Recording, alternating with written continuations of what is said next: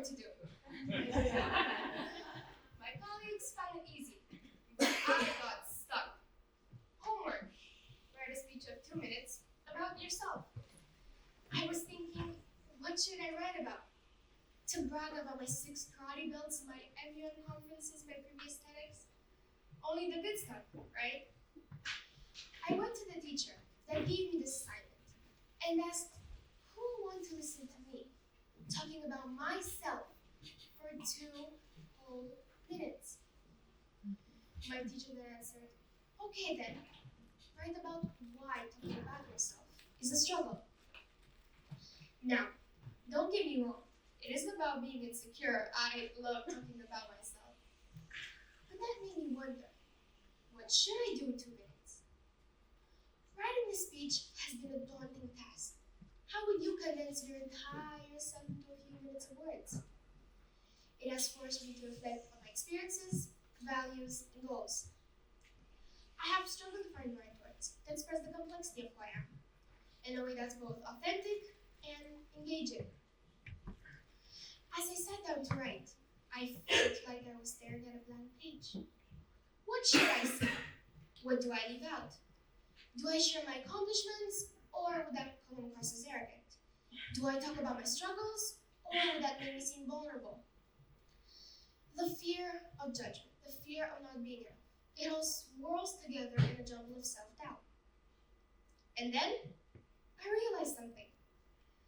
I am a system too, made of thoughts, dreams, fears, and hopes. Just like any system, sometimes I crash, slow down, or need to reset. And when that happens, the only thing that truly helps is kindness from others, but also for myself. Because when we fix small things with care, we keep the whole system alive. Every act of kindness is like pressing refresh on the system. Also, the more I wrote, the more I realized that this struggle of being perfect is precisely the point. Writing about myself has been a journey of self-discovery, a chance to explore the twists and turns of my life and figure out what drives me. It's been a chance to confront my fears, to acknowledge my weaknesses, and to celebrate my strengths. It's funny. We're often told to just be ourselves, but what does that even mean? Are we supposed to be perfect, flawless, and polished? Or can we be messy, imperfect, and human? Can we be vulnerable? Can we be weak? Can we be unsure? Have you ever posted a photo, then looked back, and then deleted it? Probably. Because of the little voice in your head that says, what will they think? Will they like me or reject me? Will they remember that moment or get over it? One little moment, and that is how you will be remembered. I try not to care about this, but at the end of the day, I still need approval from my colleagues, friends, teachers, and parents. But think about it. All those moments differentiate us from one another. And maybe that's what it really means to repair a system. To listen to it with empathy, to notice when someone's energy is low, when a friendship is broken, or when we ourselves need a moment to rest.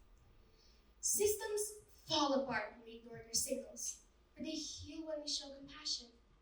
So if we can learn to listen, to care, and to repair, maybe we can make every system, including ours, work beautifully again. I think that's where the real beauty lies. In our imperfections, in our quirks, in our unique perspectives. Like that time I started in a class play and everyone laughed. Or once when I looked bad in my yearbook picture. It felt like a disaster to me. But those imperfect moments are the ones that make me who I am. They prove that I'm real. I've learned that to be authentic, you have to show up with everything. Your strengths and your flaws. Your courage and your fears. Perfection might look beautiful, but authenticity feels alive. And when you dare to be seen, as you truly are, that's when real connections begin to form. As I look back on my life, I realize that it's the imperfections, the mistakes, the uncertainties that have shaped me into the person that I am today. But today, in our society, we all wear masks to hide those errors. When I to school. I'm not just Elena. I'm Elena, the student, a funny girl that is always feeling amazing. But is it real? When do I get to take that mask off? When I get home, or do I just change it?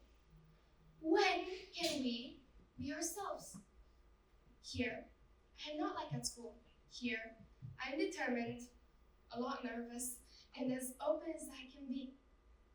And perhaps that's what I'll leave you with.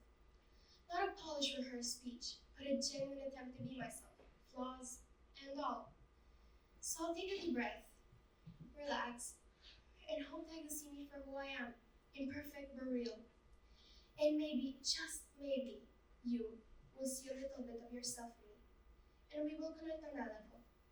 Because at the end of the day, isn't that what it's all about? Connection, understanding, and the courage to be ourselves? Imperfectly perfect? Thank you.